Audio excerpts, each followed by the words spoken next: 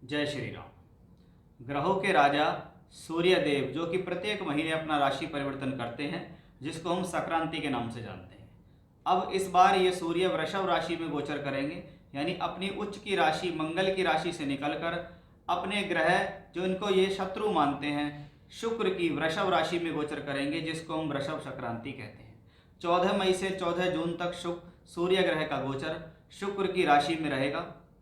भले ही ये शत्रु की राशि है, लेकिन ये शुक्र की राशि काल पुरुष के दूसरे घर की राशि है, जिसको हम फाइनेंस की राशि बोलते हैं। और इस बार सूर्य यहाँ शुक्र और गुरु के साथ मिलकर त्रिग्रही योग बनाएंगे। सामान्य तौर पर सूर्य का वृषभ राशि में जाना शुभ होता है, लेकिन इस बार यहाँ पर दो अन्य ग्रह भी हैं, शुक्र और गुरु, जिनको सूर्य ने अकेले अस्त भी किया है। तो इसका आपकी राशि पर क्या प्रभाव होने वाला है, यह सब कुछ बहुत विस्तार से मैं इस वीडियो में आपको बताऊंगा कि आने वाला जो एक महीना है इसमें सूर्य देव आपको क्या दे सकते हैं। ये वीडियो उन लोगों के लिए और ज़्यादा खास हो सकता है जिन लोगों को अपने जीवन के अंदर सूर्य की दशा चल रही है, या शुक्र की दशा चल रही है, या गुरु की दशा किसी भी तौर पे चल रही है, चाहे वो महादशा है, अंतरदशा है या प्रत्यंतर दशा है। क्योंकि ग्रहों के राजा हैं सूर्य, और सूर्य यहाँ पर पृथ्वी तत्व राशि जिसको हम कहते हैं, धन त्रिकोण राशि जिसको हम कहते हैं, अर्थ त्रिकोण राशि जिसको हम कहते हैं, उसकी राशि के अंदर सूर्य गया। अब सूर्य कौन है? राज्य सरकार का कारक है।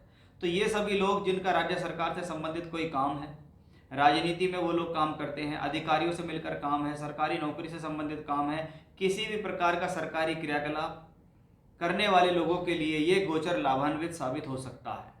क्योंकि यहाँ पर वो शुक्र की राशि में जाके शुक्र को अस्त करेंगे। गुरु कारक होते हैं धन के, गुरु भी इस दौरान वृषभ राशि में रहेंगे, उनको भी ये अस्त करेंगे। इनसे संबंधित वीडियो मैंने पिछले समय में बनाए भी थे कि शुक्र और गुरु दोनों अस्त हैं, और वो अस्त होके एक साथ आपको क्या दे सकते हैं और उनके लिए क्या विशेष उपाय करके आप इस दौरान अशुभ प्रभाव से बच सकते हैं, उसके लिए भी मैंने वीडियो बनाए हैं, आप मेरे चैनल पर जाके देख सकते हैं।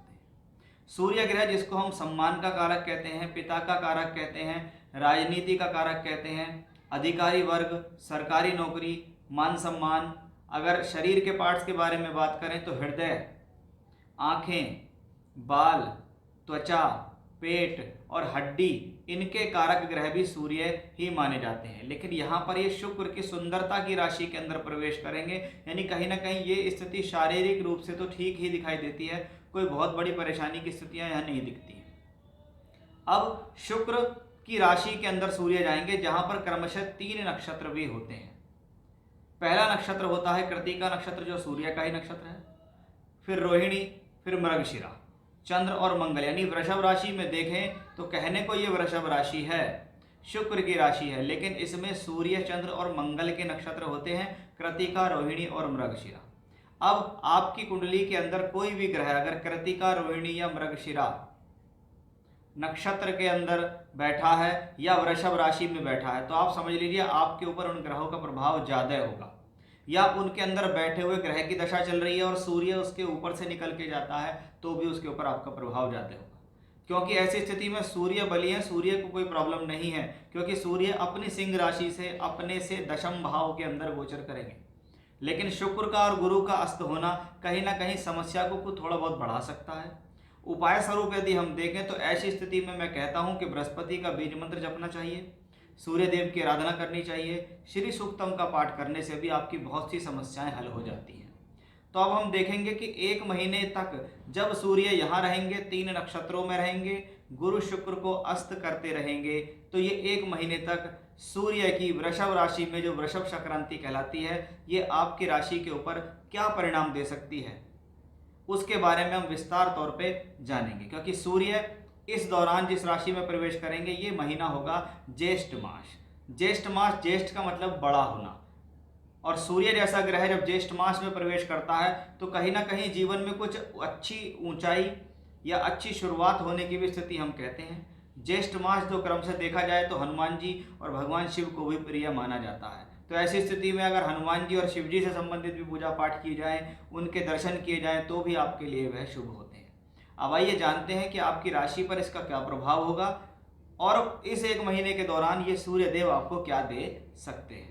बात करते हैं कि तुला राशि के जातकों के लिए सूर्य का ये परिवर्तन कैसा रहने वाला है। सूर्य देव आपकी राशि से लाभ स्थान के मालिक होकर 8वें घर में गए। जब भी कोई ग्रह गोचर के अंदर अच्छे भावों का स्वामी होकर, धन का स्वामी होकर, केंद्र त्रिकोण का स्वामी होकर 6, 8, 12 में गोचर करता है तो उस भाव से संबंधित फल को प्राप्त करने में परेशानी आती है। ये नियम कुंडली पर भी लगता है, ये नियम गोचर में भी लगता है।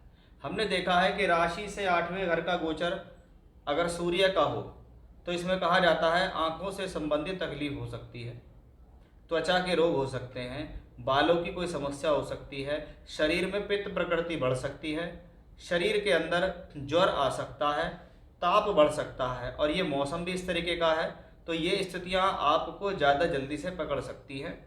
इस बात का आपको विशेष ध्यान रखना है, यानी ये स्थिति कहीं ना कहीं शरीर को प्रभावित करने वाली होगी। वहीं दूसरी तरफ क्योंकि सूर्य 8वें घर में गए हैं, लाभ का मालिक 8वें घर गया, मुझे लाभ प्राप्त करने में अड़चने आएंगी, क्योंकि 8वां घर अड़चन, दुविधा और परेशानियों का है।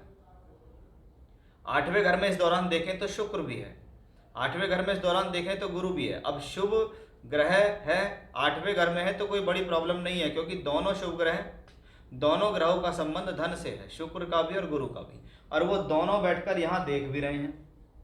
इसका मतलब गुरु और शुक्र तो आपको धन देना चाहते हैं, लेकिन अब उसी भाव में गोचर करते हुए 1 महीने के लिए सूर्य भी आ गए। अब कहने को तो सूर्य लाभेश है, तो राशि का मालिक, लाभ का मालिक, कारक गुरु सब 8वें घर में है, कहने को तो ये धनयोग है, लेकिन ये धनयोग पहली बात तो 8वें घर में बना, और इस धनयोग को बनाने वाले ग्रह सूर्य ने उन दोनों प्लैनेट को अस्त किया जो धन देने की इच्छा रखते हैं।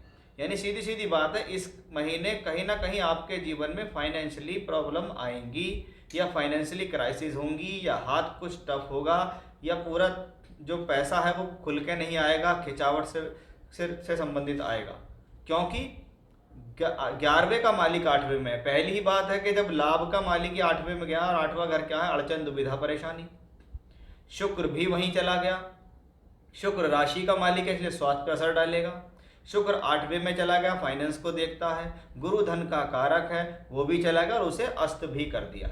यानी हम कह सकते हैं भाई ये 1 महीना जो त्रिग्रही योग सूर्य, शुक्र और गुरु का आपकी राशि से 8वें घर में बनता है, ये आपको कहीं ना कहीं ऐसा हो सकता है कि इस महीने होने वाला प्रमोशन इस महीने ना हो के आगे हो, इस महीने मिलने वाला लाभ इस महीने ना मिल के अगले महीने मिले, या आने वाला पैसा रुक कर आए, डिले हो जाए, कोई सरकारी काम चलता चलता रुक जाए, उसकी फाइल रुक जाए, किसी भी कारण से ऐसा हो सकता है। ये आपके सूर्य ग्रह की वजह से है, क्योंकि एक तो ग्रह 8वें में गए और 8वें में भी जाकर ग्रह ने उनको अस्त कर दिया। अस्त प्लैनेट अपनी कहीं ना कहीं आभाओं को खो देता है। शुक्र अपनी चमक को खो देगा, बृहस्पति अपने ज्ञान, अपने धन के कारकत्व को खो देगा अस्त होने के कारण। और जब वो सूर्य से अस्त हो रहा है और 8वें घर में, ये महीना खिंचावट से संबंधित रहेगा, यानी फाइनेंशियल क्राइसिस आ सकता है। आप अपने पैसे को संजो के रखें, ये नहीं कि पूरा साल ही ऐसा चला जाएगा, ये कुछ समय का काल है। क्योंकि देखिए 19 मई को शुक्र आएंगे वृषभ राशि में, तो 19 मई से लेके लगभग 12 जून तक शुक्र वृषभ राशि में रहेंगे। वहाँ पर गुरु पहले से ही हैं और सूर्य आ जाएंगे यहाँ पे 14 मई से 14 जून, तो लगभग 1 महीने का समय काल ही हम इसको मान सकते हैं। तो आपको सावधान रहना ही होगा। आप चाहते हैं कि मेरे से कोई बड़ी प्रॉब्लम ना हो, मेरे साथ परेशानी ना आए ज़्यादा, तो हमने उपाय भी आपको बताए इंट्रोडक्शन में, आप उनको कर सकते हैं तो आपको लाभ अवश्य मिल जाएगा। क्योंकि ये 3 प्लैनेट यहाँ बैठकर कहीं ना कहीं धन भाव को तो देखते ही हैं, और धन को देखते हैं तो इसका सीधा सीधा मतलब है किसी ना किसी प्रकार से धन के साधन तो बनाकर रखेंगे ही रखेंगे। ऐसा नहीं होगा कि मान सम्मान में कोई कमी आएगी। तो ये था तुला राशि के जातकों के लिए सूर्य के राशि परिवर्तन का प्रभाव। जय श्री राम।